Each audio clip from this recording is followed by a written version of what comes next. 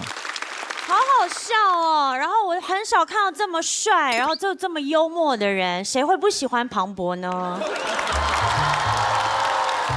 一点都不冒犯，你好棒！我先干了。接下来，让我们有请主持人庞博。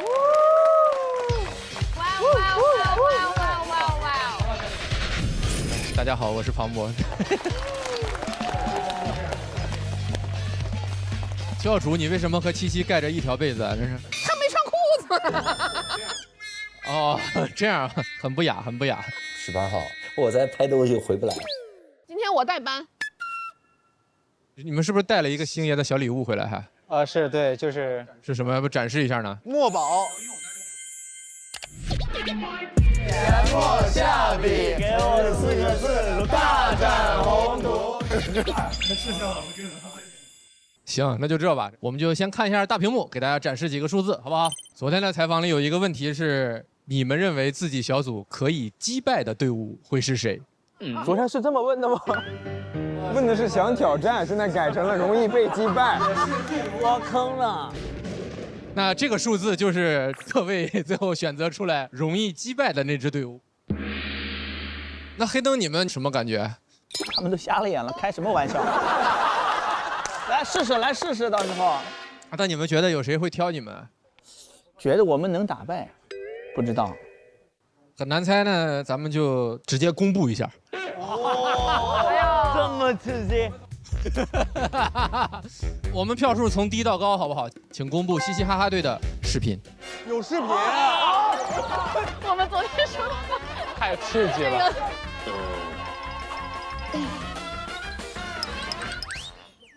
开始。选择一组可以打败的小组，你们组会选哪组？选一个就嘻哈吧。谁啊？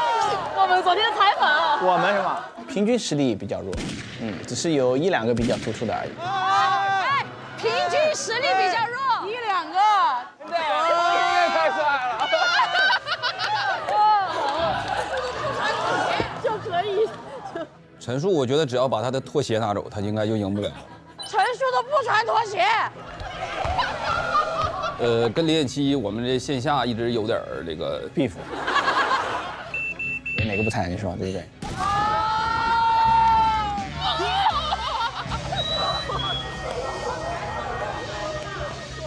你们看门枪的跟陈爱的表情，就没有认可这些话，根本就。都是我的菜啊，是这个意思。这一组真的是，你们采访正彩是吧？不能跟你们太说真话。下一轮又是这段先放出来。我们以为会至少是到节目放的时候才剪出来，结果第2天就放。哎呦，我们以后还得见面了。对他们多坏呀！我对里边一句话特别好奇，是谁说的？拿掉陈数的拖鞋，他就一无是处了。练足癖啊！说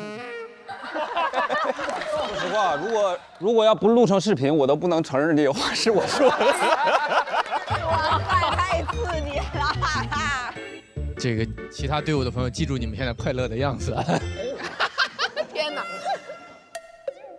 那我们看一看是谁选择了港好相遇队。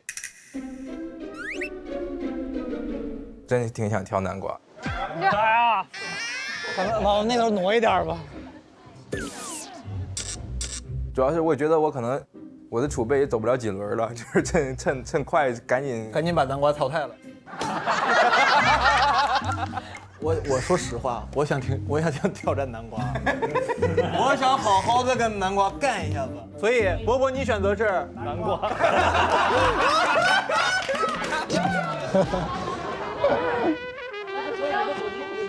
你们的那个视频时候，每个好像是在抱团鼠窜。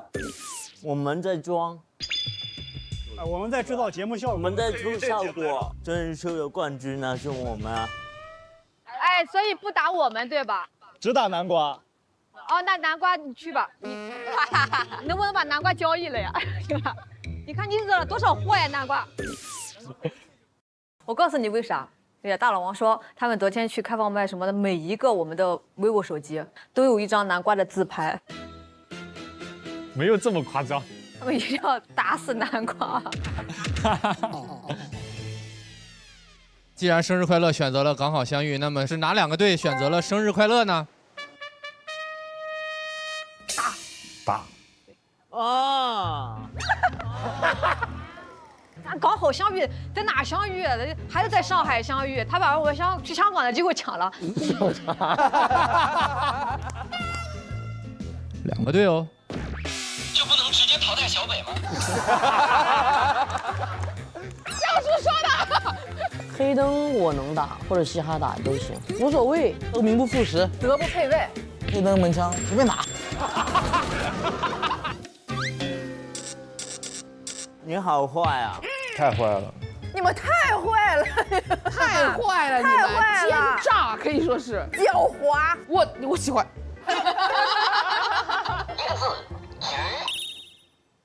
为什么让大家选呢？就是跟我们第2轮的赛制有关。为大家公布一下第2赛段的比赛规则。本赛段的名字叫不服单挑赛。本轮我们仍然6个小组，要分成3组进行小组之间的 PK 赛。互为 PK 的2个小组演员将进行1v1的单挑。 胜者直接晋级，败者待定。而最终本着不留遗憾的原则，我们最后待定区仍然会按照分数的排名进行末位淘汰。整个赛段的晋级名额为28人。哇！揭晓规则之前，我们来看一下上一赛段的成绩排名。啊，上位区、下位区。我们按照小队的上一轮的总分分成了上位区、下位区。 下位区的3支小队按照排名从高到低，依次选择上位区的小队成为1对1的对战组。首先要进行选择的就是我们的刚好相遇队。那我们请刚好相遇队的队长带上你们队伍的战旗，来到我们舞台中央。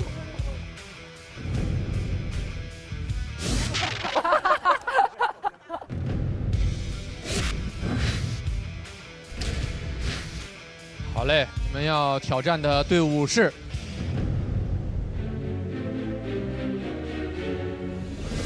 我们选择生日快乐，对吧？因为我们也想过生日。祝堂相遇，生日快乐！那我们就请生日快乐队的队长杨蒙恩也带上你们的战旗。生日快乐！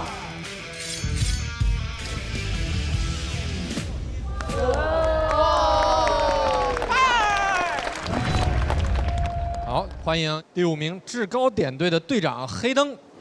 你们可以。黑灯第1次用盲杖，这是。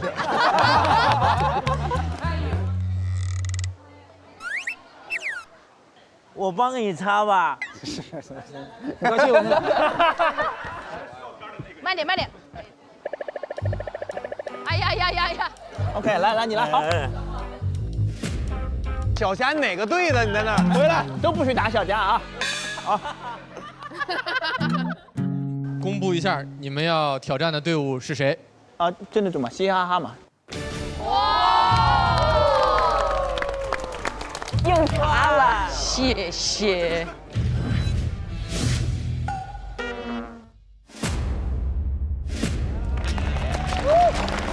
第2组的对阵也就成型了。2位还有什么要对对方说的不？我们刚才那个 VCR 里不是表演啊，这是我们真实的想法，我们只是想赢而已。他们想赢，我们就让他们输。垮掉。你们那段子我都听了，也就一般。王月，你这一趴剪到黑灯脑袋旁边，我跟你说，打脸啪啪啪。不用太在意，挨个点评。斑斑还可以，不好笑。搁这打个字幕，就是个言论，这是黑灯的，与其他人无关。这种大人，希望你们撑住吧。真是给他们脸了，给观众长长眼了。我感觉他们有点太嚣张了，真的。准备怎么反击？舞台反击就可以了呀。等着吧。一颗苹果队和摘金队也自动形成了第3组的对阵关系。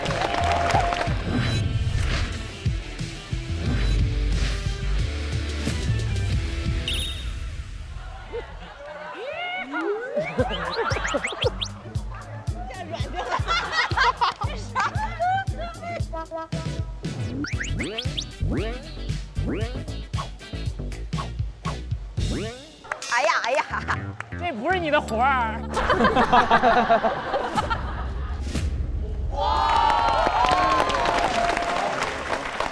一颗苹果，继续复活。好，太不狠了，这也。要你们两个狠的。教主都不敢来这见我。不要！场上见吧。场上见吧。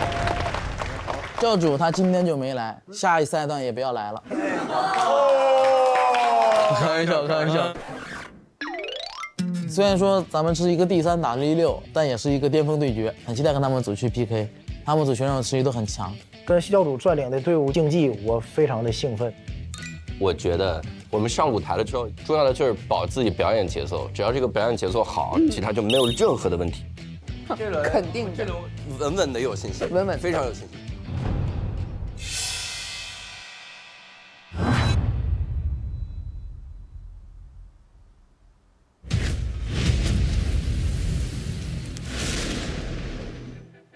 前场对决，看看谁能在这组对决中胜出。就是上去该多炸就多炸就 OK 了。金牌战2番，希望第2场能打一个翻身仗。相信我们2组会呈现一场非常精彩的演出。战金队，比赛第1，比赛第1，一颗苹果，演出自我。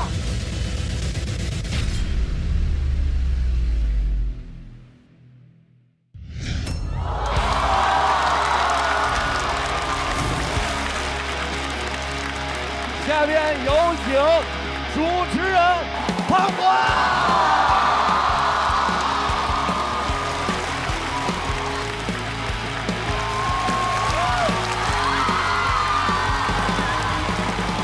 大家好，我是庞博，欢迎大家。谢谢各位，谢谢各位。我是今年的主持人，欢迎大家。我也没有想到脱口秀干了这么多年，我是为了成为张绍刚老师的竞品。而且你知道，这个工作干时间短了，但是也已经有职业病了，你知道吗？前2天我去一个剧组客串，我进组那天正好主演在杀青，非常感动，流着眼泪捧着花说：“哎呀，谢谢大家！”我说：“好，3、2、1，请锁票。”但是还是很开心，每年录节目都会看到很多的新朋友，今年也来了很多年轻的新朋友。甚至很多还在上大学，演完看到我也很激动，说：“哎呀，你知道吗？我从小就是看今晚80后脱口秀长大的。说你们那个节目当时给我缓解了很多很多的压力啊！你说小升初当时那个压力实在是……我说闭嘴吧，闭嘴吧，真的，叫我庞叔。哎，喜剧的内核不讲礼貌。一会儿你们看吧，几乎每个长得比我还像80后。但是每次看到这些年轻的朋友，我都会想到前段时间有一个采访啊，挺有意思的。他来问我的第一个问题是：你觉得到底什么样的人最后会成为脱口秀演员？我想了很长时间，我觉得脱口秀演员都是一群经常会觉得这个世界有点奇怪的人。我举个例子啊，有一种水果叫猕猴桃啊，也叫奇异果。这个它的英文大家都知道对吧？叫爱奇艺国际版。哎，对，这个灯就是这样用的，谢谢佩森姐姐啊。它英文大家都知道吧？叫 kiwi 是吧？我们都生活在上海，这么冷门的英文我们也要假装知道，好不好？叫 kiwi， 但我觉得英文就很奇怪，你想 kiwi K-I-W-I 叫 kiwi，S-I-R-I 就叫 Siri， 那为什么只有 W-I-F-I 叫 WiFi？ 它有什么不一样的？那会不会有一个镜像的平行世界？我每天就要，嘿 Siri， 请打开我的 WiFi， 我要来一局游戏了 ，Time。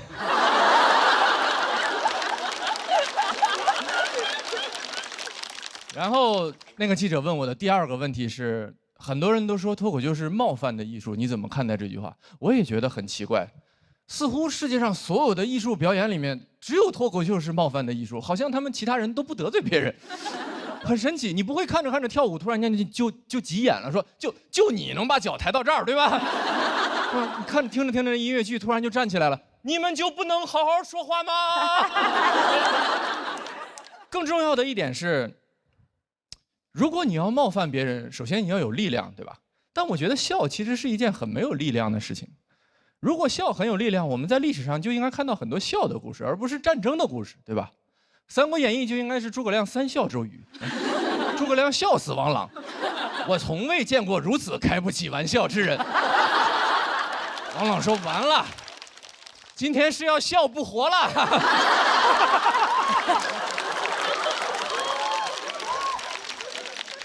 你感觉诸葛亮是个笑星是吧？什么北伐就是全国巡演嘛，喜剧之王三国记。我想问大家，这个笑话冒犯吗？还是有一些冒犯的，如果你是王朗的话。但紧接着另一个问题就是，如果我听了一个笑话，我感觉到被冒犯，就一定意味着我是对的吗？在20年前，互联网上最流行的网络社群叫贴吧。当时每个学校都有自己的贴吧，非常火，都在上面讨论自己的事情。我们学校保定一中叫保定一中吧，北京当时有一所学校叫北京市第三体校，也理所应当拥有自己的贴吧，叫三体吧。后来的事情你们就可以想象了，是吧？小说《三体》，然后横空出世，然后三体吧就被三体的书迷占领了。所以理论上，北京市第三体校的师生是世界上第一批被三体人入侵的地球人。我觉得都可以想象，体校的朋友当时一定非常生气，对吧？搞什么？我们学校的贴吧为什么有人突然来讨论一本书？我上体校就是为了不看书，真是。三体的书迷也很无辜，说名字又不是我起的，你去骂刘慈欣好不好？刘慈欣说：“哦，主不在乎。”一点办法都没有，一点办法都没有。你总不能跟体校的朋友说，要不你们去《流浪地球》吧，反正你们也没有家了。你们说这个事儿冒不冒犯？当然冒犯。生不生气？当然生气。怎么办？没有办法。李白曾经说过：“如何呢？又能怎？”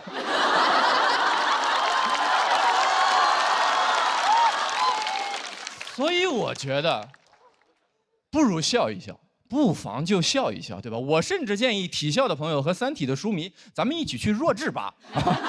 我觉得弱智吧的吧友肯定不在乎，肯定会很欢迎我们。他还会问体校的朋友：“哎，你们为什么不快乐呢 ？happy 起来啊！你们不是黑皮体育生吗？”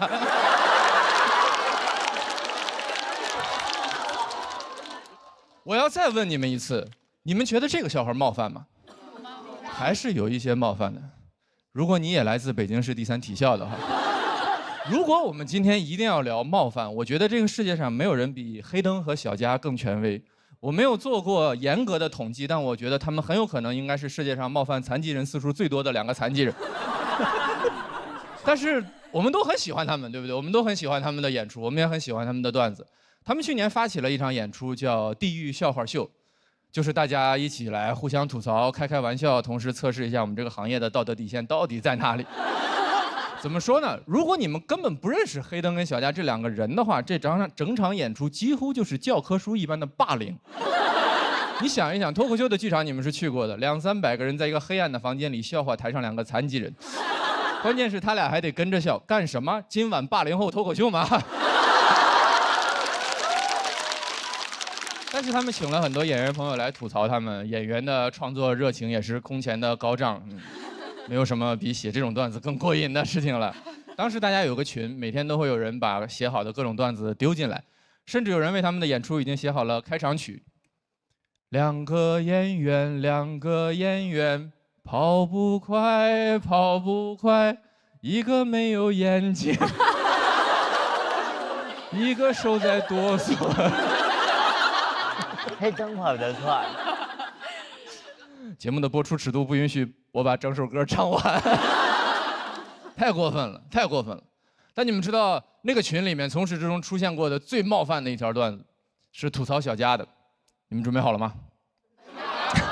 小佳参加了奥运会，在奥运会中拿到了100米赛跑的第1名，太神奇了。他的故事激励了所有人，他的精神振奋着我们，他的故事甚至被拍成了电影，搬上了大荧幕，甚至小佳这个角色由汤姆·克鲁斯主演，名字就叫《速度与激情》。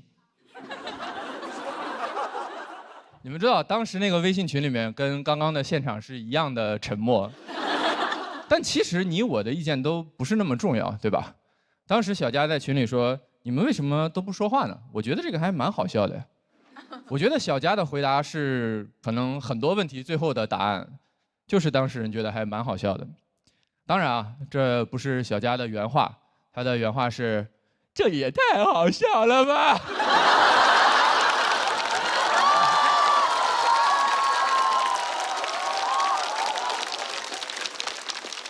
谢谢你们啊！你们笑了，你们鼓掌了，我就不是这个房间里面唯一一个冒犯残疾人的变态了。我也非常喜欢你们的样子啊！哇，北京市第3体校，哇，太惨了，我要笑一笑。我是小佳的朋友，但这个模仿真的很好笑。观众真的太可爱了。但我最后问你们一遍，这个笑话冒犯吗？还是有一些冒犯的。如果没有人笑的话，对吧？所以不如就笑一笑，对吧？我觉得这就是可能这个世界上为什么要有笑话这个东西，这也是世界上为什么有人要讲笑话这件事情啊。对我来说，脱口秀演员就是这个世界上最好玩的工作。我希望这个工作我能一直干下去，我希望我们的朋友都能一直做下去，我甚至希望我这个工作能干到80岁。我甚至已经想好了我的告别演出的名字，它必须发生在我80岁之后，因为它就叫今晚80后脱口秀。谢谢大家。谢谢庞博，请庞博来到主持人席。3、2、1，请锁票。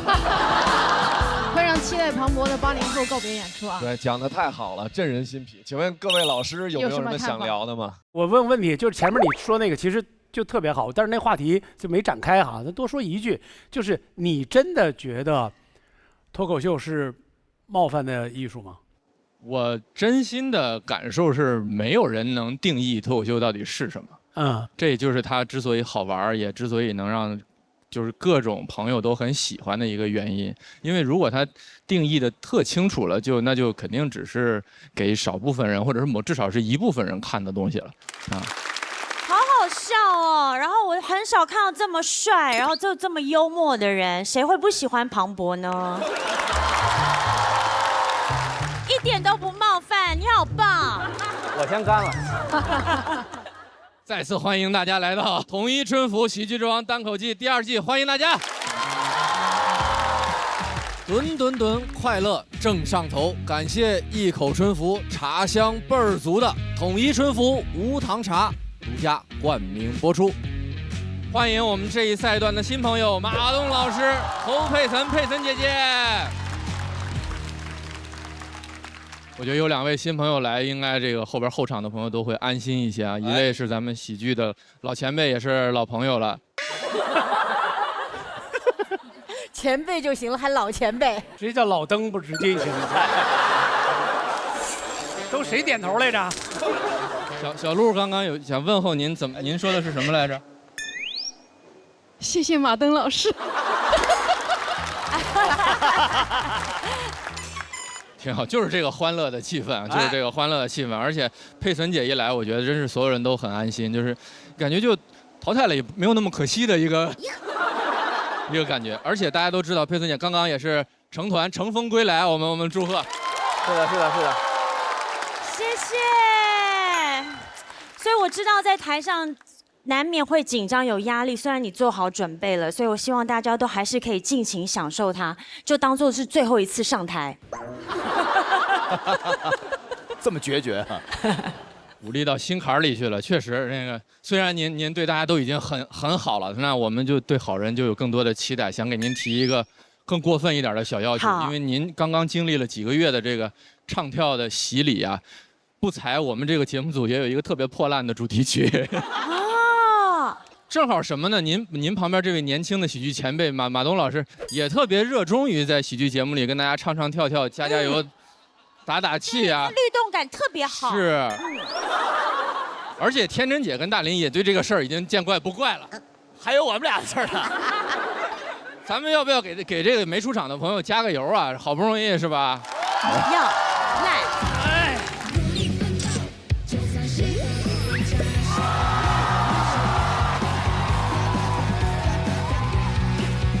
切菜。喂。我还以为只有我们导演组害我呢，原来每一个导演组都害我。都问好了，这都是您导演组设计，我们寄过来的。就都很期待接下来的演出。那跟大家也介绍一下这一赛段的规则和玩法。我们这个赛段叫做不服单挑赛。现在有2支队伍已经互相选择，形成了 PK 关系，而每一轮每个小队都将派出1位演员1v1，分数高的直接晋级，分数较低的那一位就要暂时待定。当然，本着不留遗憾的原则，最后还是会根据大排名来进行补位。整个赛段结束会有28个晋级名额。同时，上一赛段有几位朋友都获得了复活金牌。如果在这一赛段他们排名不够晋级的话，就会使用这块复活金牌。马上要给大家介绍的就是今天出场对决的2个小队，他们分别是刘仁成所带领的摘金队和刘洋教主所带领的一颗苹果队。掌声有请！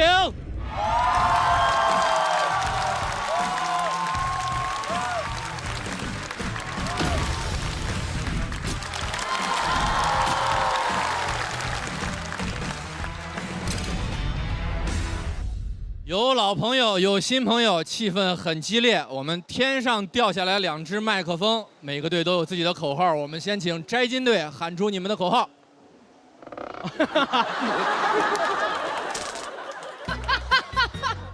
节目组有点不人性化了，其实真的是。抱一下，抱一下，抱一下。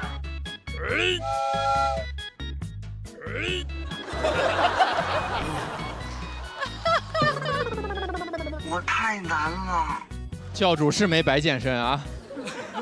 因为教主队是一颗苹果队，所以我们的口号是一天一苹果，教主远离我。白报了吧，白报了吧。我帮你，教主。别，不要。我们是一颗苹果，请放过我。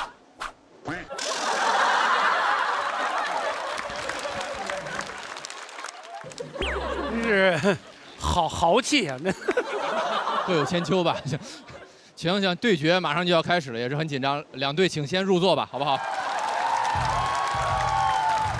都加油！这就是今天咱们这一场的观众会看到的所有表演的演员朋友们。2位新朋友，如果是这个今天有没有什么期待？对于这个马上要开始的演出？我觉得我一定会有很精彩、很好看的秀，对，所以我为大家加油。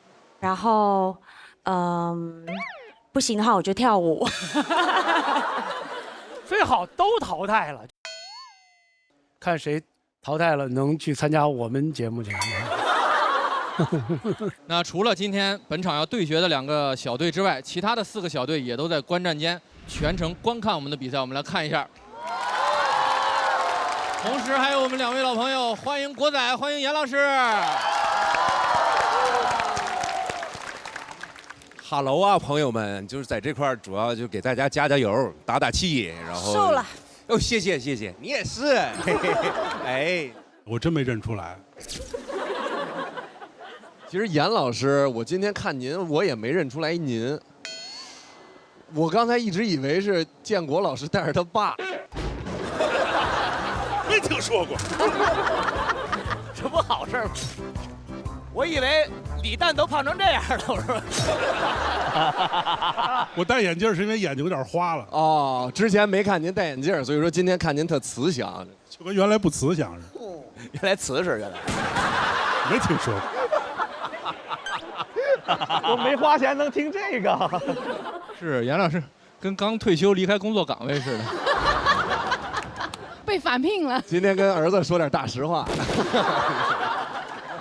我也是第一次来，我看建国带着他爸来，那边我看刘洋好像带着他妈来。这是一个什么带家长的局吗？还是怎么？节目像《爱情保卫战》，我们现在像《爱情保卫战》。那这个好像就有你的事儿了，快！我们都是情感专家，情感专家。话不多说了，咱们这个要比赛的朋友也都准备的很充分了。我们马上就有第一组要对决的朋友，好不好？好。向大家介绍，第一组要对决的2位演员是翟佳宁、李卓妍。2位，一位是大家熟悉的老朋友，不服不忿的东北猛男；另一位是今年的新朋友李卓妍，但也是个狠人啊。狠人打狠人，感觉。哇，大家佳宁。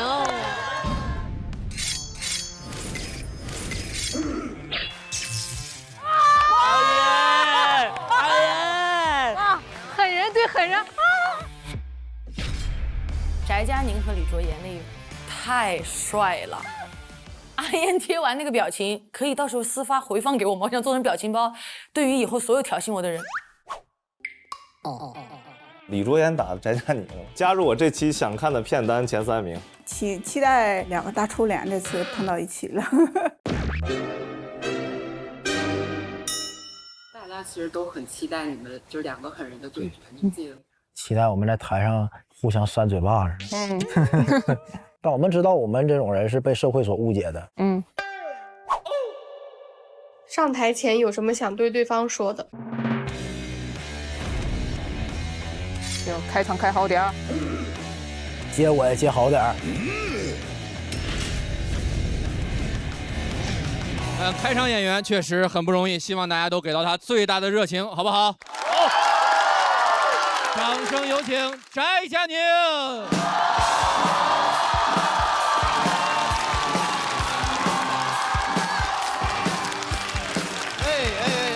谢谢大家，谢谢大家。大家好，我是翟佳宁，谢谢。哎呦，给各位分享一个我平时最爱看的那个科技发布会，朋友们，就是每年的那个315晚会，你知道吗？啊，315晚会在我心里是真正的黑科技发布会，黑心棉、黑心肉啊！你知道普通的那种科技发布会已经给不了我惊喜了。你要手机里每次什么多个摄像头啊，车里多个冰箱没有意思，但你告诉我穿的内裤里有毒。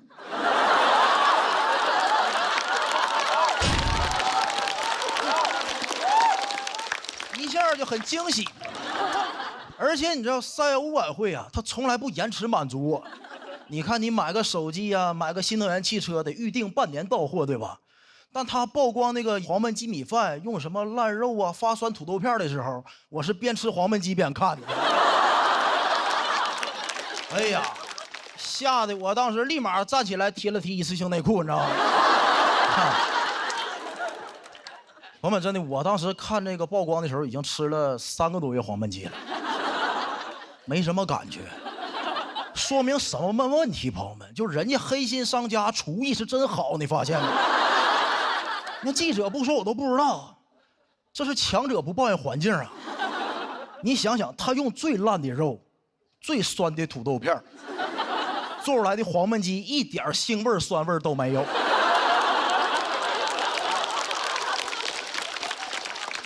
西湖醋鱼啊！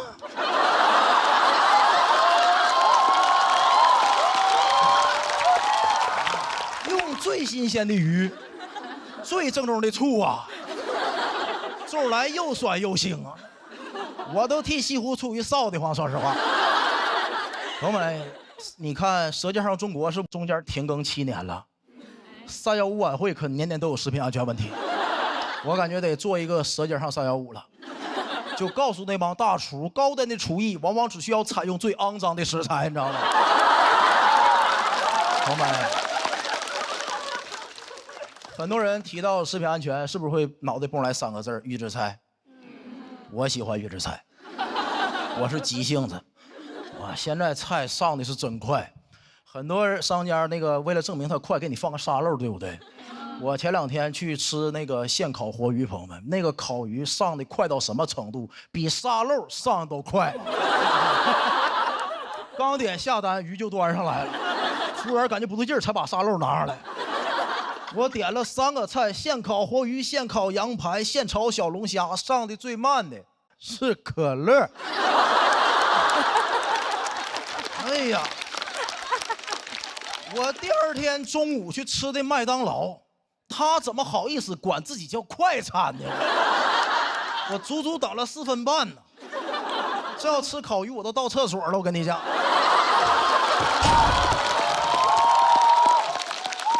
而且它第二点，预制菜有一个特点，我无法拒绝。我是一个中国人，也是一个金牛座，这就导致我是拼某饭的饭圈的脑残粉。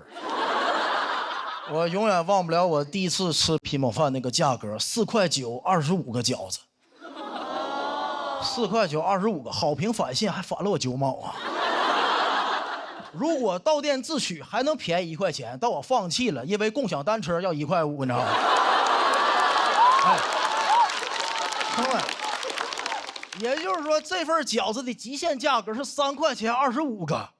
3块钱25个，朋友们，这个老板在我心里慷慨的都有点抠门了。咱还差那3块钱吗？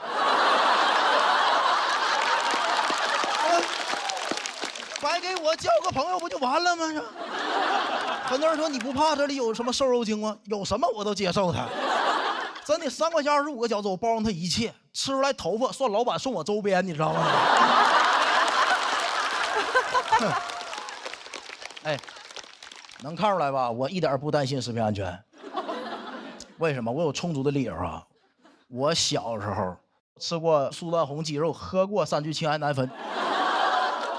那句话怎么说？就是当你淋过暴雨之后啊，我都不打伞了，真的。我就不怕下雨。说实话，看见今年315曝光那个什么虾仁保水剂放多了，看的时候有点失望啊。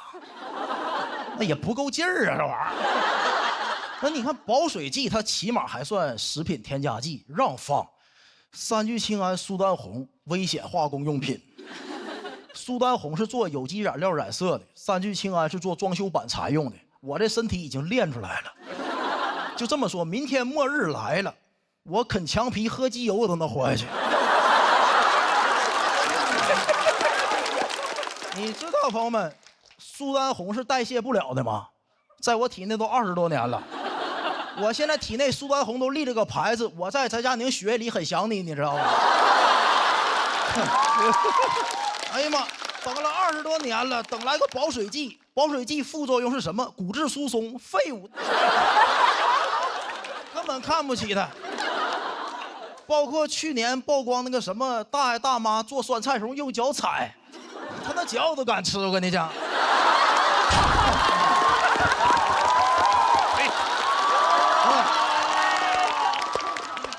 有人会觉得有点恶心，对吧？但你想想，起码大爷那个脚是纯天然的。你应该庆幸啊，大爷还没穿一次性袜子，你知道吗？我这身体已经被练出来了，我相信以后有大用处。将来如果有一天外星人攻打地球，把我的遗体当武器，能把所有的外星人全劝退。所有的外星人被我身体干的都是已读不回的状态呢。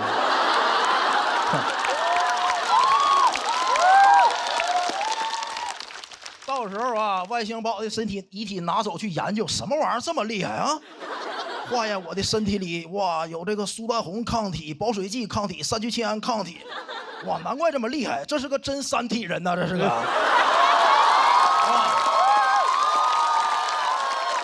再拿这个显微镜仔细放大我每一个细胞，每一个细胞上都写着一句话：杀不死我的，令我更强大啊！谢谢大家，我是阿木，谢谢。谢谢翟佳宁的表演。如果喜欢这段表演，千万不要忘记为他投票。投票倒计时，3、2、1，请锁票。辛苦大家，辛苦大家，辛苦大家。谢谢。你知道咱好多朋友都是看咱们节目下饭的吧？对。真的，我听完你讲这个，我心里特别难受啊！我特别喜欢吃黄焖鸡里边那个蘑菇，我觉得它特别入味儿。没事，发酸的是土豆片。不是，我现在才知道那是别人的。哎呀，没事，也许是长出来的，大爷脚上长出来的。行了啊，不用，可以了，哎。马老师，您不接茬，我本来不想问您拍的那个位置是一般人不会拍的那个位置，马老师拍在了大爷的脚上。我就特别有画面感，就那个瞬间，是不是？马老师，非常感谢你，我全段最喜欢的就是这个梗了，是不是？开场就本来就难嘛，我觉得特别好。谢谢。整场我很高兴，我看他那个对手打了个哈欠，我不知道什么意思。没，阿妍老师是个非常好的女孩。又炒 CP， 不至于吧？不至于啊，观众朋友们，不至于。真的，昨天我们聊了，就我们这张脸会容易被人误解啥的，对。哦，昨儿就聊了。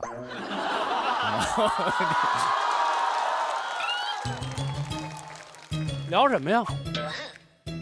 就是聊那个比赛的时候面对对方的一些感受嘛。磕到了，不是，大家都聊，对手都聊。我们没有，我们没聊过，从来没聊过，一句没聊。好。阿妍老师一会儿上来再说，你先说说你对阿妍老师的感受呗。不是，我就是我可能虚长人几岁，然后我就是看第1期的时候，你看着我来讲吧。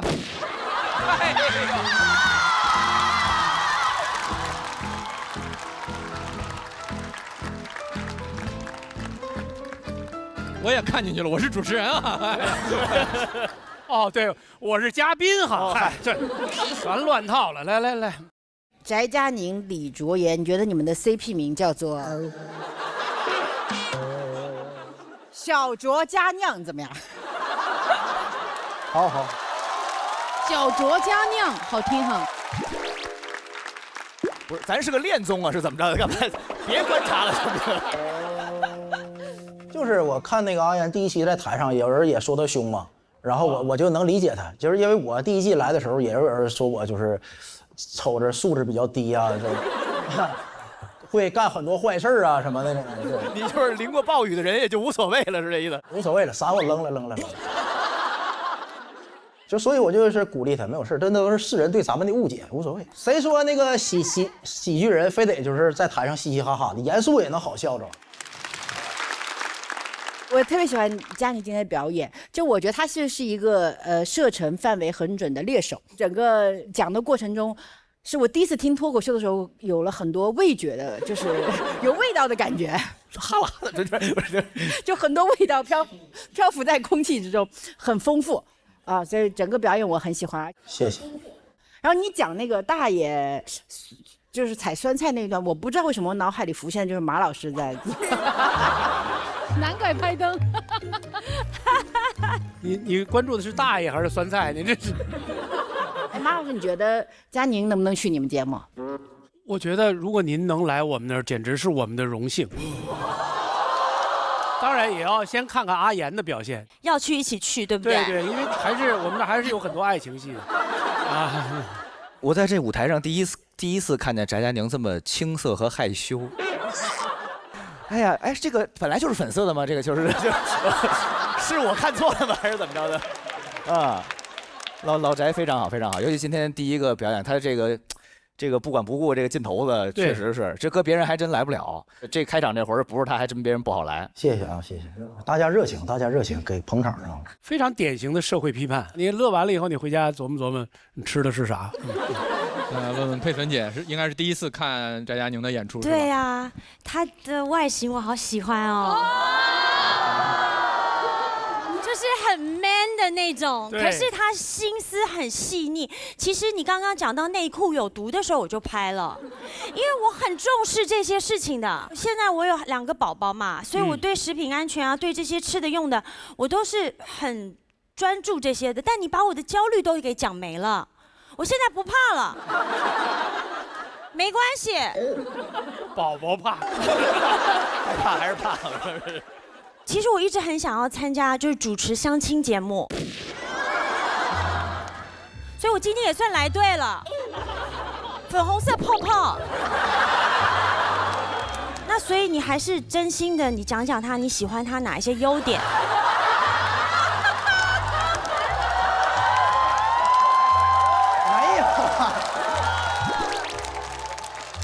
聊聊创作吧，这是聊聊创作吧。大宅最后那个，因为前面已经情绪非常现实、非常浓烈了嘛，然后到最后进行到一个外星人入侵这么一个科幻的这个状态。我们在幕后也知道，这个小鹿也参与创作了，是不是？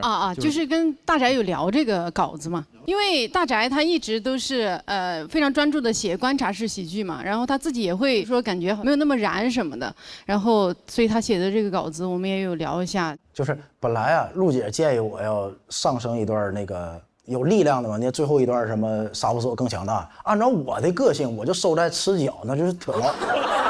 我感觉老好了，那太棒了，那我想到那梗的时候我都跳起来了，真的。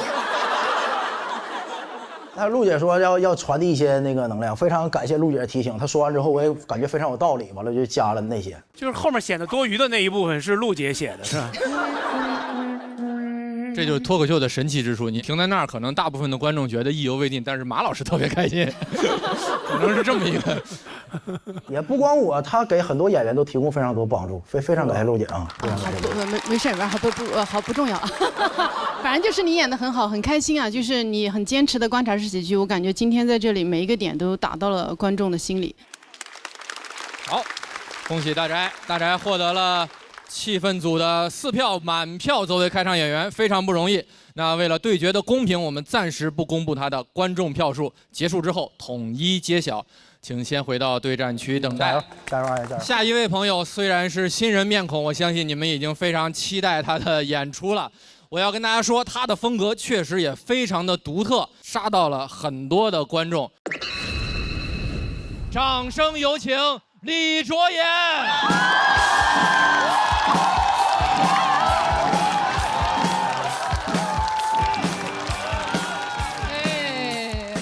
Hello， 大家好，我叫李卓言啊。其实翟佳宁跟谁 PK 都有点像在欺负人了，但除了我，因为大家说我是唯一一个看上去比翟佳宁更狠的人。我跟他 PK 算是以暴制暴，但其实我是一个很温柔的人了。但是我确实从小就被狠人包围，特别是小时候，学校那些小混混觉得我长得太拽了，会来堵我，很无辜啊，长相是天生的。有人一出生就在罗马，我一出生就在罗马斗兽场。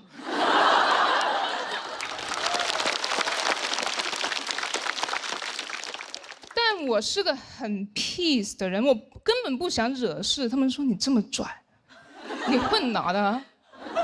我说我混2次元的。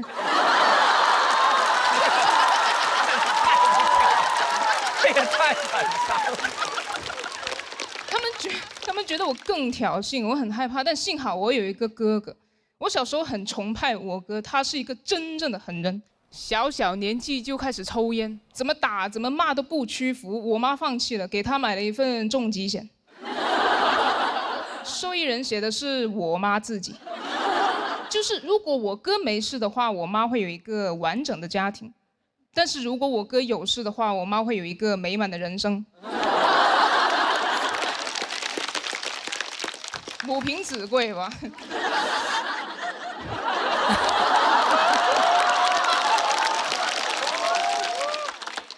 我哥还喜欢带着刀出门，然后旷课去 KTV。家里人不给他钱之后，他找了份兼职，挺适合他的，在 KTV 切果盘。所以我在外面被别人欺负，我第一时间想到他。我问他怎么办，他跟我说很简单，你要么打赢他们，要么加入他们。但是你是我的亲妹妹，你不能加入别的帮派。我来教你怎么打。哎，我哥啊，是我认识打架最厉害的人了，他要教我打架，不直接来学校帮我打。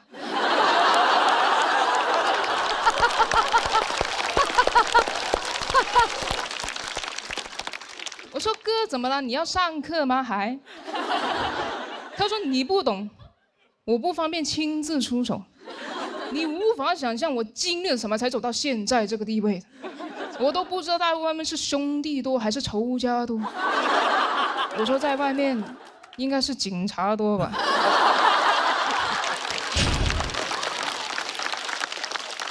都说你不懂了吧？那叫条子。其实我有怀疑过，我哥应该没有他自己说的那么血雨腥风，他可能只是跟风叛逆而已。因为当时很流行一个电影叫做《古惑仔》，我哥在学校组了个帮派，7个人结拜，有6个都说自己是陈浩南。就《古惑仔》有一句很经典的台词，就是铜锣湾只能有1个浩南。我哥学校6个。我问他那还有一个是谁？他说是教父。我说不是同一个体系的吧？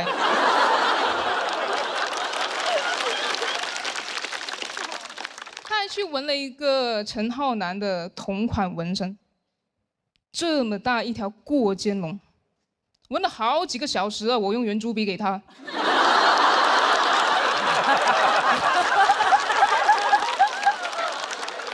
他还不肯在家里纹，大夏天中午拉着我上楼顶。当时阳光晒在他身上，晨光握在我手里。热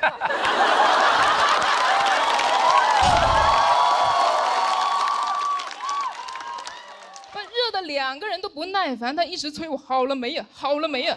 我说，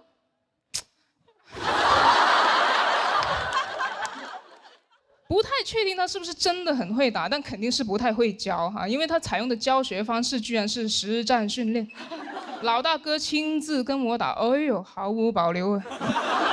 毕生所学全使在我身上。我哥没把我当外人，也没把我当人。训练频率也是看我哥心情哈，一般是2天1练，啊，如果他心情不好就1天2练，蛮有趣的。其实因为他会放着音乐来打嘛，就我很容易能掌握他出招的节奏，就是那首歌一到重音他就会出拳，我按节奏躲就行了。跟玩劲舞团一样的。但是我这辈子最讨厌的一首歌，就是《霍元甲》。这首歌重音太多了，太密集了。嚯，半个8拍出了8拳。唱 K 的时候，别人一点这首歌，我都想哭。我的朋友跟我说，他说啊，这首你也能哭吗？我说你不懂，太痛了。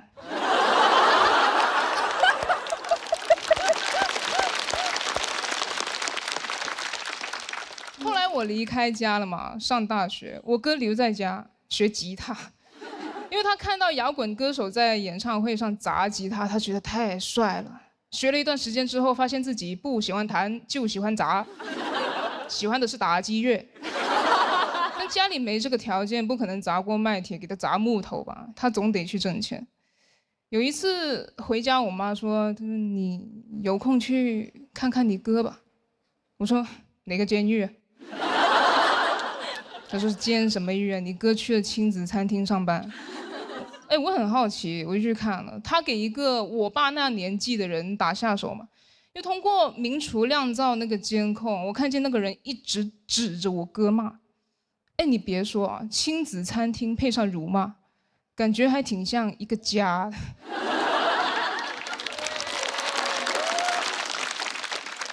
不同的是，以前我哥肯定会顶嘴甚至还手，但现在他只是一直在和面，不停和。嚯！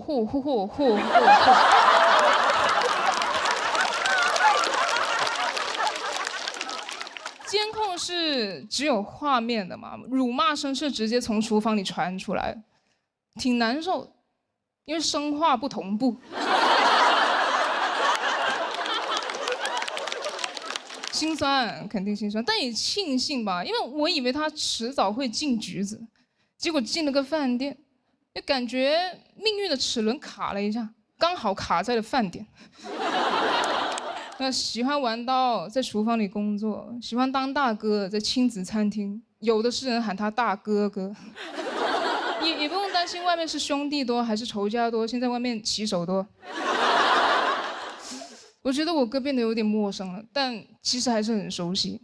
后来我跟他说，我说，哎，我看到那个人骂你的时候，我真的很紧张。总觉得你随时会给他一拳。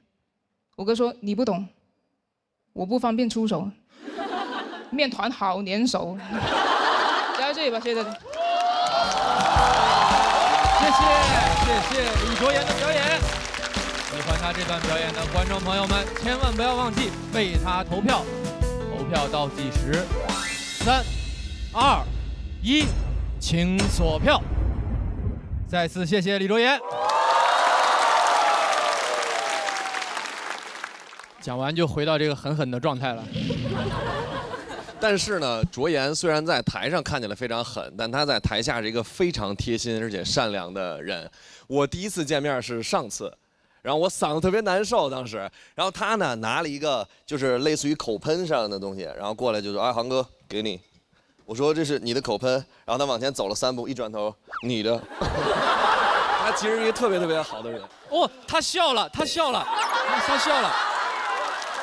真的，但是因为我们第一赛段说导演组做了个统计，说整个第一赛段录挺长时间，2天，阿燕一共笑了3次，一直是一个特别狠的人。我觉得你刚才讲了一个其实很可爱的亲情故事，可以看到的是一个比较生动活泼的你哥哥的形象，所以我觉得你讲人物是蛮厉害的，就是用一种这种栩栩如生的方式讲出了你们成长里其实蛮温馨的一个画面。所以我就觉得你很具有编剧能力，然后我拍在了那个阳光洒在我身上，晨光握在我手里，就是我就觉得此处有商机啊，晨光找你合作一下呀，非常好，很喜欢这个段落，谢谢。干嘛？对他的那个语言里面，我就能听到他哥哥那个形象，我也不知道为什么，我老想起翟佳宁来。是不是啊？就是一般有一个这样的妹妹，就会有一个长成那样的那个哥啊。你给我们看看你的过肩龙，我看看你。大林呢？大林，我是觉得就是因为卓妍他讲述的方式特别文艺。真的，我也不知道，就是这个您哥哥这个人物是您那个有一些个杜撰成分，还是说真有这么确有其人？是有这样一个人啊，对，就是我在听他讲的时候，莫名的有时候会感觉很伤感，好像到最后这故事结尾，这哥哥应该就，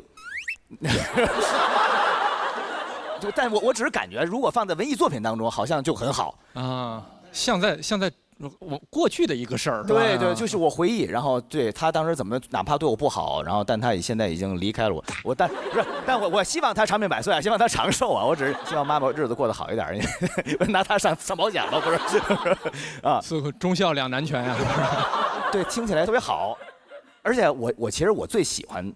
这个您的一个包袱是那个，就是说你哥说得教你，他不能亲自来，然后他回了一句你是还要上课吗？就我觉得这是我最喜欢的那包袱，对，这是一个特别有趣的点，我觉得是就您这人有意思，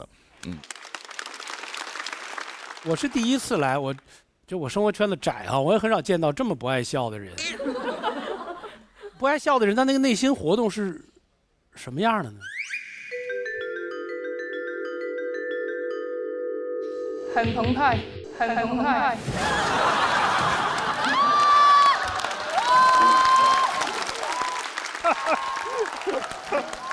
其实我特别欣赏这种像阿妍这种酷酷的女生，我很喜欢这样子的女生，因为这种女生她可以一直酷酷的，然后她如果不小心笑了，你们就觉得哇，一笑倾城。对，一笑倾城，好新鲜啊！你逗她笑看看，东东。你给我点别的活行不行？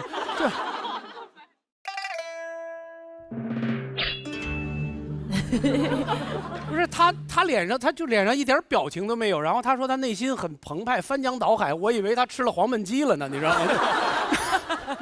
没有成功啊，没成功。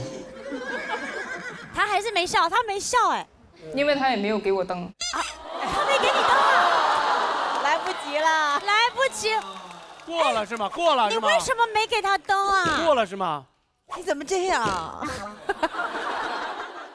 哎，怎么变成怪我了？出人！现在这个场景就好像是那个，有没有人反对这个 CP？只有马老师站起来，就好像我不愿意你幸福似的。你这。我错了，没关系。多厉害，多厉害，一句一炸，全是梗。没事没事没事，卓妍他大哥就在后台等您。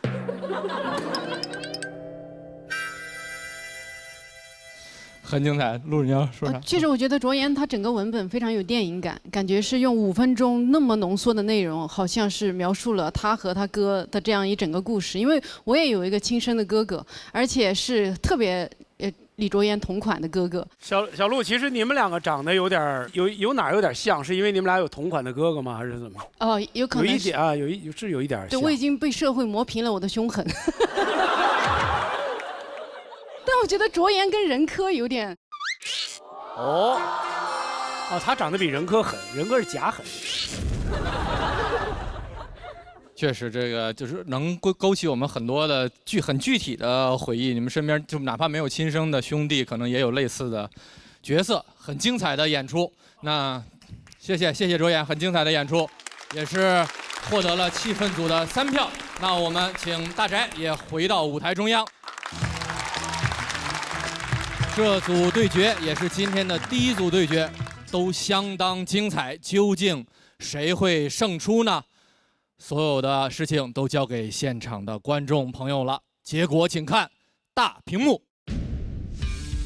就是很翟佳宁，就逻辑工整、技巧丰富、情绪饱满。李卓妍是那种没有被喜剧综艺潮流改变的人，就是在坚持讲自己认可的东西。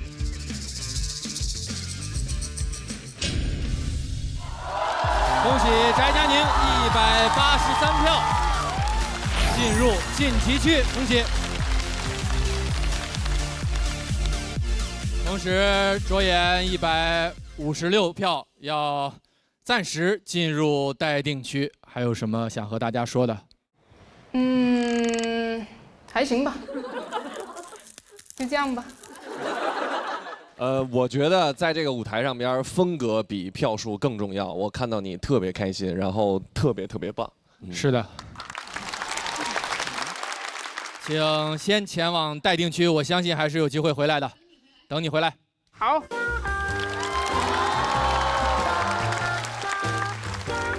没事，挺好的，挺好的，就挺好。拜拜拜拜。轻松了，轻松了。背还是不背呢？背不错，试试统一春服备茶。备茶？对呀，备过的茶就是香。1倍降苦，背稿没痛苦。2倍提香，爆梗句句香。3倍口口生香，春服心服口服。一口春服，茶香倍儿足。一口春服，茶香倍儿足。啊，去哪里啊？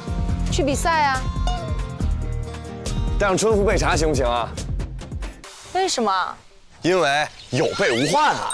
一口春服，茶香倍儿足，还是无糖哦。很精彩，第1组就非常的精彩。那表演继续，马上就要开始第2组对决了。我们看一看要出场的是哪2位。于博对阵徐指导，2位都是今年的新朋友，非常的优秀。首先要出场的，其实也是一位看上去有点像狠人，但其实他是一个爱思考的东北00后。我们欢迎于博。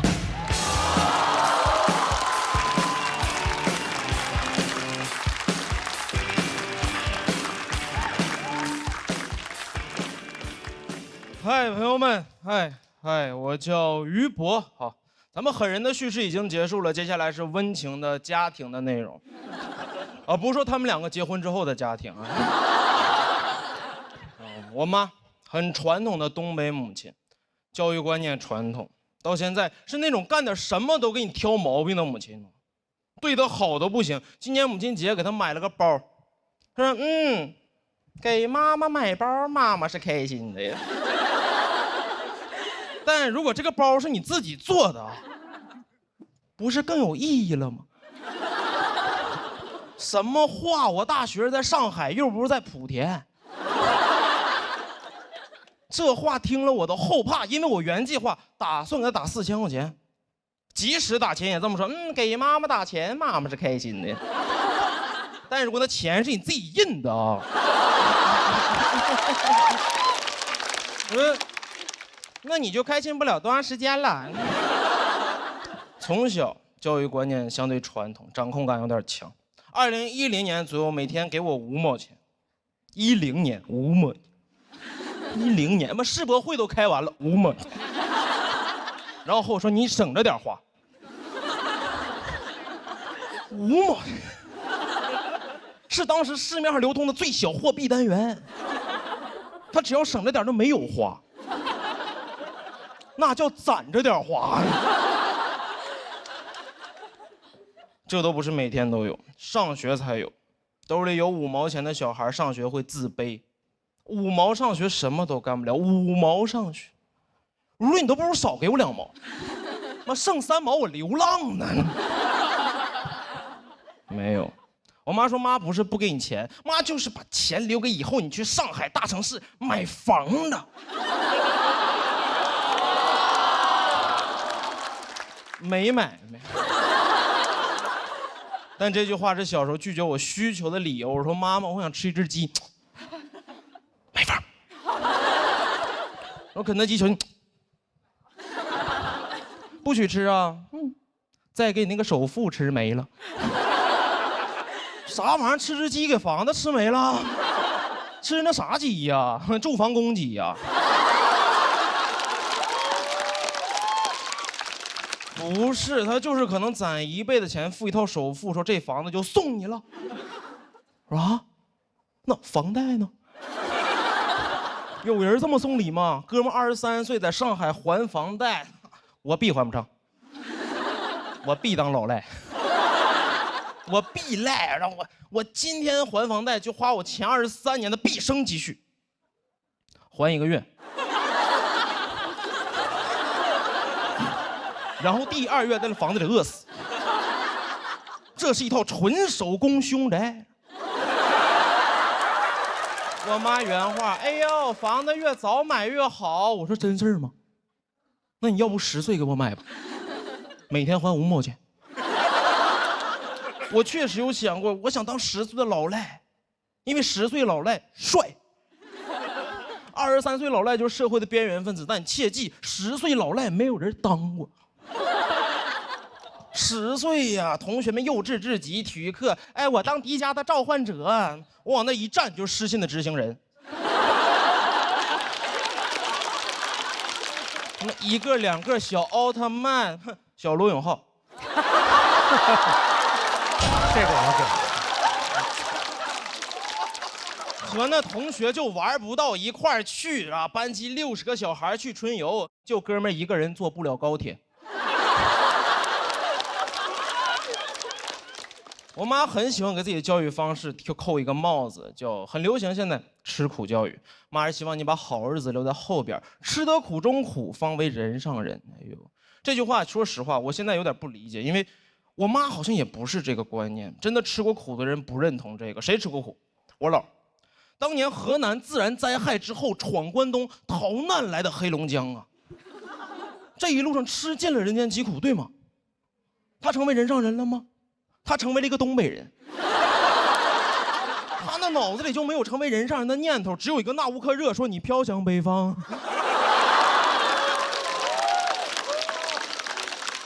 尤其我知道他没有过上好日子，因为这2年他经常和我说，老希望你能上南方，话里话外就是哎呀妈，老后悔了，当年呢走过了。那帮的狡猾的人上人在北京就已经下车了。我能理解我妈，上一代希望下一代能替他们完成他们年轻未尽的遗憾。我问过我妈啊，你遗憾什么？她说：哎呦，很遗憾当年家人没有给我买房，很遗憾当年没有考上研究生。我说妈妈，你中专毕业考不了研究生呢。但我也想有我自己的人生。大学毕业的时候，因为这个事争执过很长时间。我跟我妈说，我不想读研。我妈因为我不读研这个事每一天打电话阴阳怪气，每一天一打电话，我说妈怎么了？她妈能怎么？哎呦，妈不能怎么。妈就觉得哎呦，妈要是生了个研究生就好了。啥话呀？那玩意儿是生出来的。咋生啊？生着生着脐带拽了本硕士毕业证。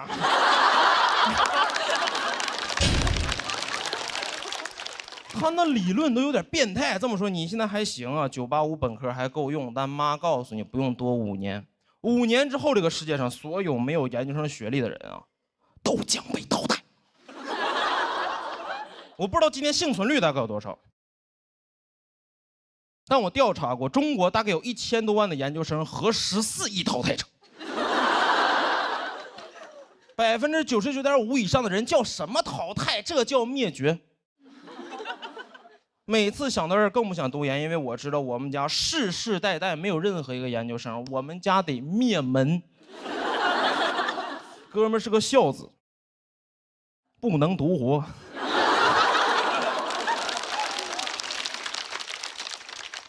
当我后来很坦诚，我和我妈说是真的，妈妈，我真的受不了高压的应试教育，真让我读研，我坚持不住，一定在第3年受不了，我直接就自杀了。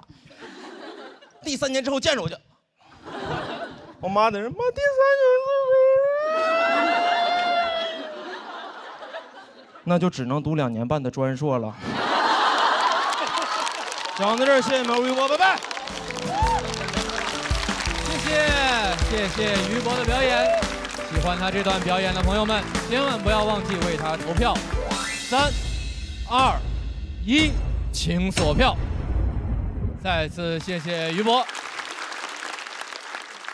上场之前，为了不给这个新朋友太多压力，没有跟大家交代，于博是上一段复活金牌的持有者之一。第一赛段表现确实非常精彩，因为上一场确实比较惊艳啊。然后今天这个吧。就看您这个台风，都让我想起像张鹤伦了，我都。可能因为我太熟了，对，我不想给张鹤伦投票。我觉得那个就是有一个地方有点想拍没拍，就是小罗永浩那儿。哦，我拍了，单纯是喜欢罗永浩老师。我听这仨字我就拍完我才想起他不是什么好意，随份的。因为你上一次讲的，我记得是清北班。就是学校的高压 PUA 的那些东西，小地方的那些，对，就是那个社会话题选取的非常的有现实主义，就很批判。现在今天这个讲的呢，我觉得你还是其实想讲这种社会话题，就大家不要盲目的对这个学历的崇拜啊等等，但是就没有那个那么上劲儿。今天其实有点想把它更个人一点。第一篇可能听完之后会觉得我的身份为什么会让我聊这些东西，这一篇我就想先尽量讲一下我这个个人为什么会聊这些东西，然后好不好就再说吧。挺好的，挺好的。他00后啊，00后，而且其实你们看他就是外表比较粗犷，比较那什么不着调，甚至这是同济大学的高材生。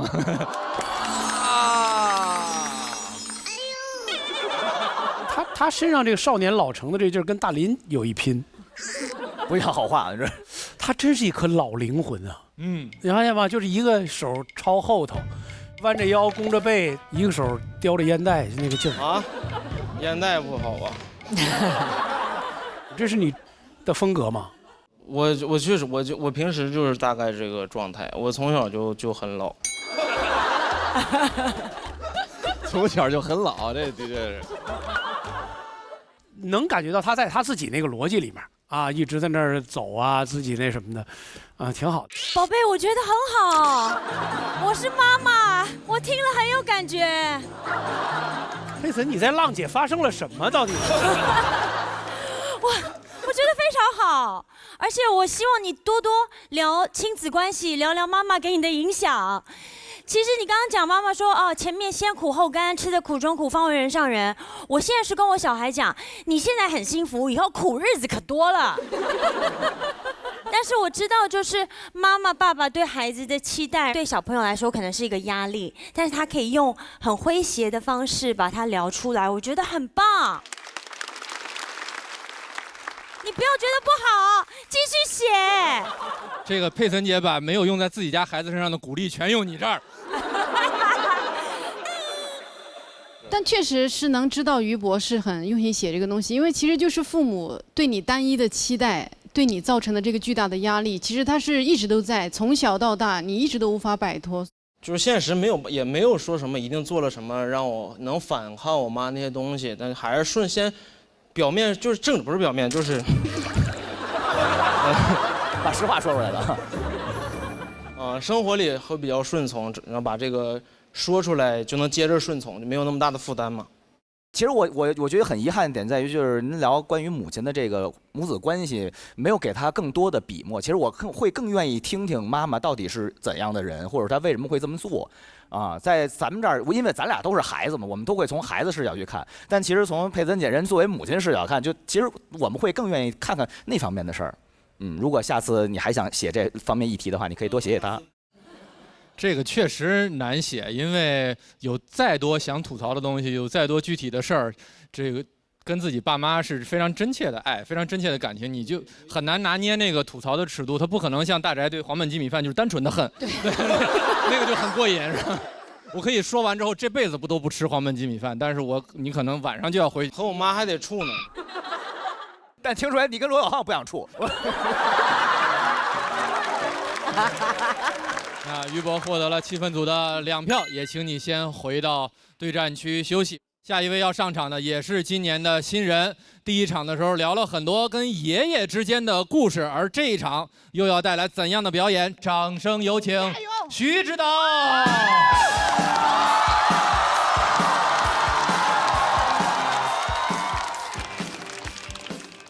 哎，你们好，我叫徐指导啊。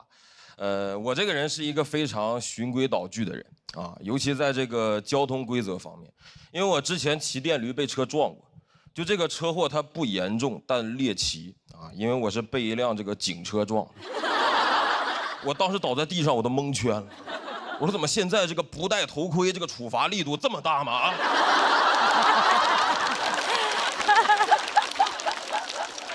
就你们都开始就地正法了是吧？当然人家也是不小心，但就周围都没有人敢扶我起来。这么年轻的逃犯啊！我说这种交通事故他能不能报警？咱别打个电话，他手机响了。我没敢报警，他把我抱上了警车，为了送我去医院啊，那个场面真的很诡异。我这边耳朵着地，摔的是血肉模糊，就那个画面，黑猫警长带着一只耳走了，你们见过？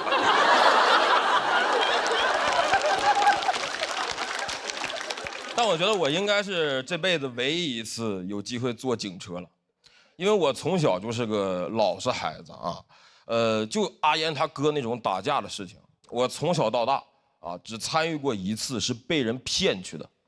当时中学周末补习班下课，有个同学喊我一块儿去吃饭，我一下车发现10几个那种流氓混混就把我俩给包围了，我才明白这孙子是骗我过来帮他打架的，就很过分，让人没吃饭干体力活。我看着那10几个彪形大汉，我说我这今天虽然吃不了，但好像要兜着走了。但我最生气的是对面10几个小混混，他就骗过来我一个人，这就意味着他的胜算不会增加1点，但是等会儿他的痛苦可以减少1半。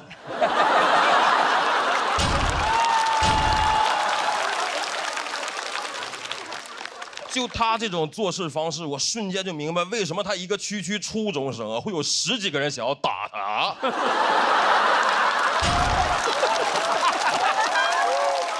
我在下车的第3秒就想背叛他，我想跟对面说，你们要的这个人我给你们带来了。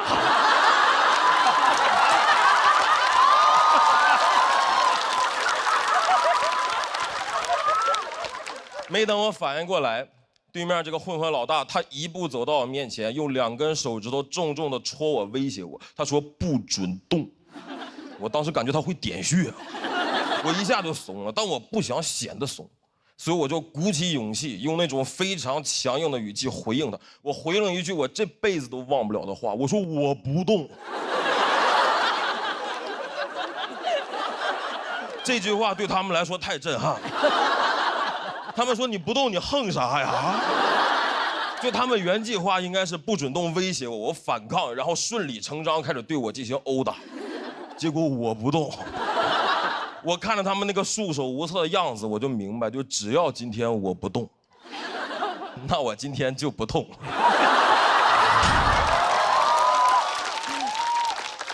但骗我来那个同伴，跟我性格不太一样。人家也不让他动，他立刻就还嘴，他说你别碰我，这就意味着对面要开始碰他了。很快他就被摁在地上一顿暴打，这个场面是越来越诡异，10几个人在打他，我在旁边站着一动不动，我在给他们站岗一样。我俩组成了一种很高级的投降方法，就是他挨打，我替他立正。就我俩这个状态，旁边但凡再过来个路人，都得觉得，哎呦，这小伙子挺勇敢啊，就看热闹，敢站这么近啊。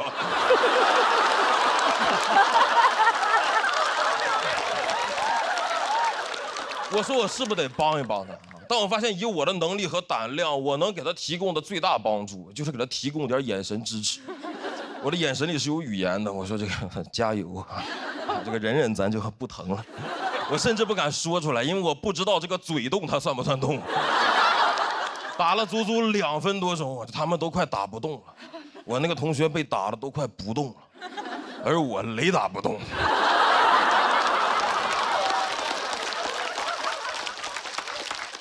我们一群人离远了看，感觉这个一堆 GIF 动图里面夹了一张 JPG 呀。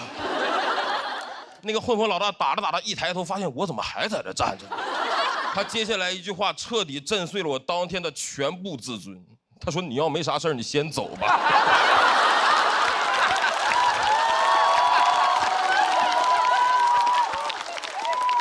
各位，就这句话，他在群架里面很难出现的呀。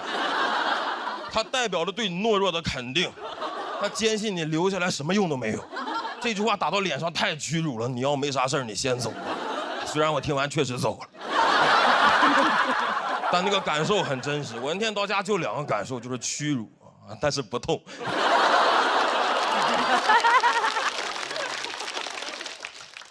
虽然身体不痛，但很快这点事儿，班里几个男生就知道了。我们班有一个男生在走廊里，每次看见我就那种嘲讽的语气跟我打招呼，看见我，哎，你会痛啊？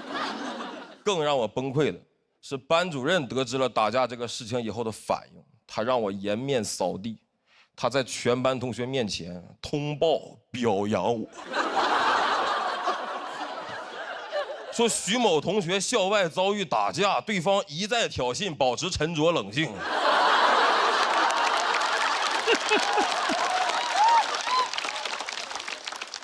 我获得了一个新的外号，我同桌从此喊我一战到底。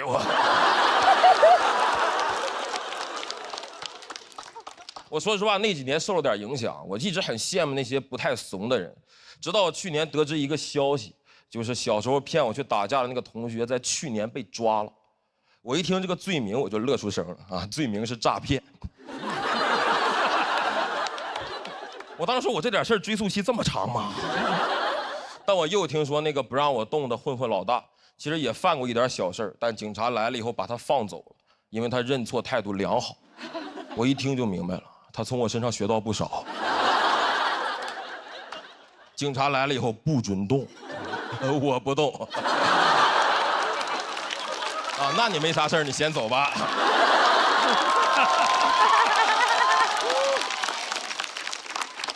我觉得相比之下，我是不是过得太平稳了一点？我在那个最中二、最容易因为男子气概上头的年纪，我在打架里面选择了充分发挥自己的这个主观不能动性啊。但这个性格也让我每天都能平安的回家。我觉得这也是我们这种不爱动的人一种宝贵的财产嘛啊，这就是我的不动产。谢谢大家，谢谢你们。谢谢徐指导的表演。喜欢他这段表演的朋友，千万不要忘记为他投票。3、2、1，请锁票。再次感谢，谢谢。能感受到今年新人的这个能量哈，确实其实我细想，他这个跟你这个小故事好像就是2、3分钟的一个事儿，但是是不是因为你站在那儿显得时间格外漫长，所以他其实翻了好多番是吧？而且我觉得跟第1轮的比较，可以说是又进了一层。首先我觉得那个徐指导讲话的声线啊，跟王建国特别像。长得也像是吗？哎呦，你小时候也看80后长大的是不是？我99的啊，99的。那个，我看你，我就不知道为什么老觉得你小时候抱过我，知道吧？我和于博基本上是这个演员休息室里长得最老的2个人了，没有。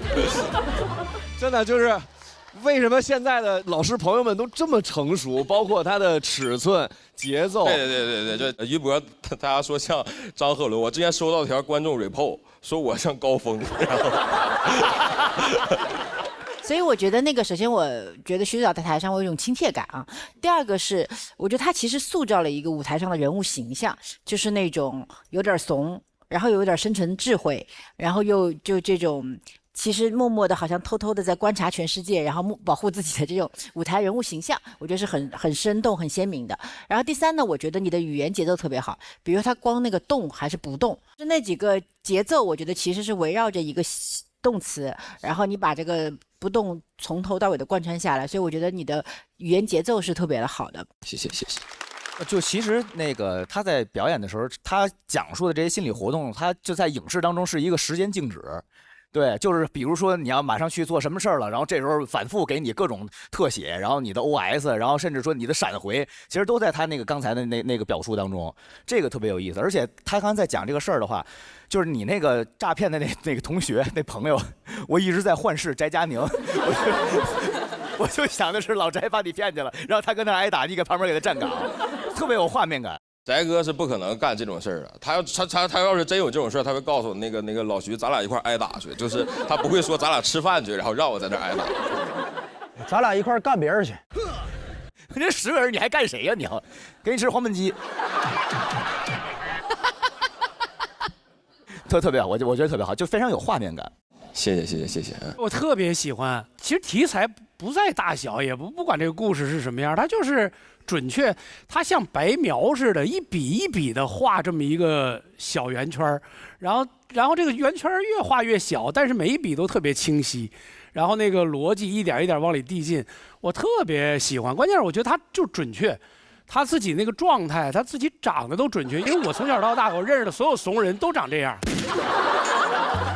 建国老师从小没少挨欺负呀，这个就是特别准确，就是栩栩如生，音容笑貌都是我的童年阴影。我才26啊，我特别棒，我特别喜欢啊！谢谢马东老师啊。其实我听了你这一段表演，我觉得心里面很崇拜。我觉得每一个站上台的喜剧人，就是大家在讲这个的时候，都可以把自己的一些可能有的听了很心疼，就是他其实小时候就会被欺负嘛，那可是听了又想笑，所以我觉得这个是很高级的智慧，真的谢谢你带来的这个表演。谢谢。你儿子到了已经可以跟别人动手的年纪了吗？我觉得我大儿子10岁了，是不是快了？10岁好像还没哦。快了，也许已经动过手了，你不知道。你大儿子，你希望他是那个趴地下那个，还是希望是站着不动的那个？啊，我希望他赶快跑。大林，你小时候是趴地下那个还是站着那个？我都是那，你要没啥事你先走吧。就是我真的，我哥们儿说打架去骂人，然后我说我跟你一块儿去啊，他说你先走，你先走，就我想助拳都不让我去，然后后来他们在这打，我就在操场旁边飞着看，我还想参加，就参加不了，人都看不上我。那马东老师你呢？你是走的还是？我压根儿就不去。我觉得徐指导这种类型的本子，其实我觉得我们节目很需要这样的本子。就他也像上一季小璐姐最后她拿出来的那个作品，就是叙述性的讲一个故事，哪怕它有的时候有些荒诞，有些夸张，但我觉得这也是脱口秀的一部分。我们是需要有一些个很鲜明的观点表达，但同时我们也需要有这样强叙事的东西，我觉得很好，非常不错。文本，谢谢。主要我基本上只会写强叙事的段子，不是说只会，就是别的段子我压根儿就不知道怎么写，就是其实也很羡慕。这句话有点骄傲，不是，我就会写这样的，我在说我的欠缺不足。我们去年那个文本双子星是于翔宇跟小罗，我觉得今年就是我们徐指导。别，这个要占据一席了，对不对？占据一席，还有另外一位林简七，大家可以期待一下，到时候。不是，那于翔宇是陨落了吗？这不也在吗？他也来。怎么就不能是3颗星呢？非得是你们构成一个3体的故事，好不好？那徐指导确实一直文本都非常强，对，他是喜欢的李子。哎呦，这个太吓人了，这个就是他是干脏活的那个是吧？内外兼备吧，他们。对，反正非常厉害，非常非常的精彩。那徐指导也是获得了气氛组的4票。谢谢，感谢。那我们把于博也请回舞台中央。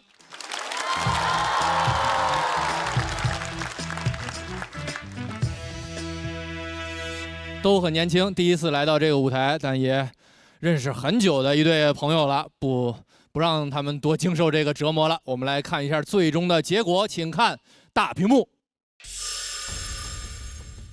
于博他今年比赛第1轮就拿到金牌，我觉得他可以很好的应付第2轮。徐指导本身也很强，然后这一场是徐指导最强的一篇稿子。徐指导赢的感觉还是挺足的。